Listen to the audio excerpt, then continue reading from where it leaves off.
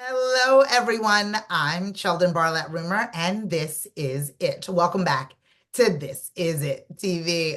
This one's going to be a good one. This one's going to be a good one. They always are. I want for our next guest to reintroduce himself, his first and last name, and all he's up to. Sheldon, I'm Louis Bezich, men's health advocate, contributing writer to PhillyVoice.com, and of course, the author of Crack the Code 10 Proven Secrets That Motivate Healthy Behavior and Inspire Fulfillment in Men Over 50. How Uh, are you? I am so good. I am so good. We need these conversations more so now than ever. And I'm so excited to dive on in. What are we talking about today? Well, in our last conversation, we talked about the crisis in this country among boys and the growing academic achievement gap between boys and girls and how that then, impacts their lives as men. So today I want to talk about those men and the adult side of that boys and men scenario, because there is indeed a crisis among men in this country, Yeah. highlighted by the fact that just this week, the Wall Street Journal had a front page article highlighting what they call the crisis of purpose among American men. And that's always one of my guide points. When you see something on the front cover, that means that it's really catching fire in the country. There's an acknowledgement that there's a problem out there, and we need to do something about it. Okay, well, let's dive on in. I mean, I think that this, we see it in the news, we see a shift, definitely, but how do we address it? What exactly is the cause? Is there a specific cause? I would love to dive on in. This is such an important topic for all of us, especially those of us that have gentlemen in their lives that mean so much to us. This is very, very important. So, Absolutely. Because this is, as I had a call for action in our conversation last time, there's an equal cause call for action this time, and not just among men, but men and women of all ages. Because what I'm about to tell you, while it manifests itself in men 20 to 30 years of age, it's not exclusive to them. And so we all need to get together and support those men in our lives. But let me run down some yeah, statistics and tell you what this is about. So the crisis really is that highlighted by factors like men are 4 times more likely to commit suicide than women. 71% of the opioid deaths in this country are in men. Men are less likely or less working less now than they were years ago, and at lower wages, particularly in manufacturing jobs. Men are less likely than women to graduate from high school and college. There's a 14% decline in median wages in men without a college education since 1979. And all these statistics are worse for Black men. yeah, So and there's tons of other statistics, but sure. it's just not good. It's just not good. And, there are a number of reasons behind it. So Yeah, there are economic, social, and cultural reasons behind it. for sure. We've got a shift in this country, obviously, from manufacturing and labor-intensive physical jobs to now jobs that require cognitive skills, right? And a lot of the growth in jobs, healthcare, social work, psychology, administrative jobs are oftentimes among men thought of as female jobs. These are jobs that women do. Right, Well, guys, there's there's no harm, and there's right. no being unmasculine about that. And so behind it, just like we've talked about with men and their health, that masculinity and traditional views of masculinity, prevent men from like an annual physical checkup with their doctor.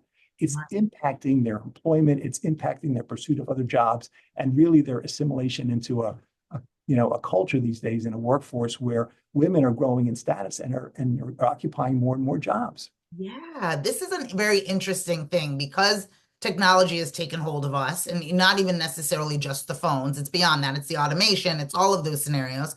So the skill set required, right, has been this kind of slow movement towards softer skills, right? And when your softer skills, you're being empathetic, all of the things to kind of help you be successful in those ways. But we haven't honed, when we're talking back to the young boys, we haven't really nurtured that in Mhm. young boys and men. So now that these opportunities are now in play, they're not necessarily suited for, or they don't feel comfortable going after those that they Right. don't necessarily have the skills for.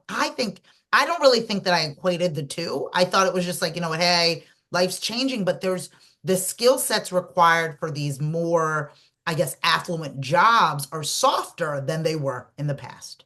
Well, they're certainly different. And, again, the boys, as you point out, are taught to be stoic and Yeah. powerful and Yeah. controlling, right? those are not necessarily the skill sets that we need in today's economy, right? Where we need to be adaptive and flexible, Interesting. and be able to change with the times.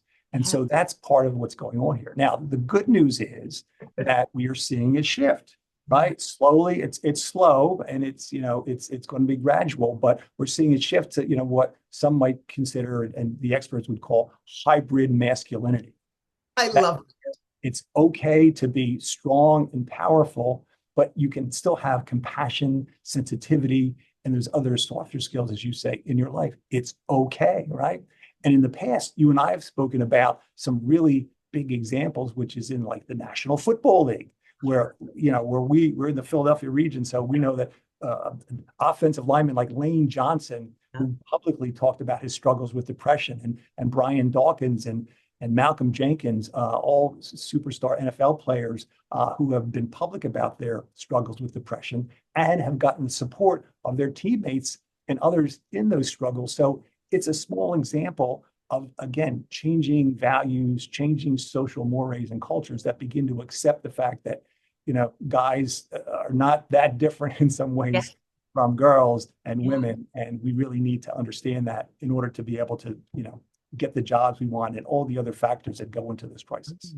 Agreed. I love the one, just in the climate that we're in now, the hybrid space, whether you're working from home or you're working from your office. But this hybrid masculinity, I think, is so important because there's always this notion of being all or nothing, right? You're such a softie or you're really alpha, tough guy. But this idea that it's a beautiful marriage between the two sides of it, right? In Yeah. order to take the complexity of being human into a new space, right? And I love the idea that gives permission for you to be a little bit of each in that way. I think that that's really important because I think they fight. Even my son, is 7 years old and he's running around at any given time. He'll punch you in the stomach or he'll do a twirl, right? And so just being, I'm like, Yeah. we're just gonna go with it until he tells us what the deal is. But ultimately, letting him explore all of those things, I think, is really important. It's tremendously important. And the other view I have on this is a very personal one. I've got lived experience where when I was in my 30s, I became a single dad. And for about 10 years, I had my two sons living under my roof, Monday to Friday. So I was packing lunches and going to back to school nights and taking them to the doctors, to the dentist, and that kind of stuff. All these female roles. Now, I didn't have a choice. I didn't think about it. I just knew I had to do it. But ultimately, it became very empowering. It gave me exposure to other aspects of life. And really, I think in the end, it prompted, quite frankly, because I put this in my book, it prompted my pursuit of a healthy lifestyle because that's what I wanted to do, to be there for the kids. But, I didn't feel any less masculine. In fact, I felt even, more empowered because I had, kind of picked up these other skills, which becomes very, handy as you're raising a couple kids. So, whether it's the lived experience or what we see in the research from the science, guys, there's a bigger world out there, and there's other aspects that we need to embrace because it's good for us. It's good for our pocketbooks. It's good for our health, and it's good for our relationships. Yes, times are changing, and it Yes. seems as if everyone has to catch up a bit. And I think that in doing so, we have these conversations, we bring it to light. I think that we want the best for our family, we want the best Yeah. for our country, we want the best for the economy, and really focusing on having these conversations and being open about it, having it be a family affair, as we always talk about, I think is going to be great. You never disappoint. This one really hits home. I see it clearly, and I think more conversations can really stem from this topic. I think it's wonderful. If people want to get in touch with you,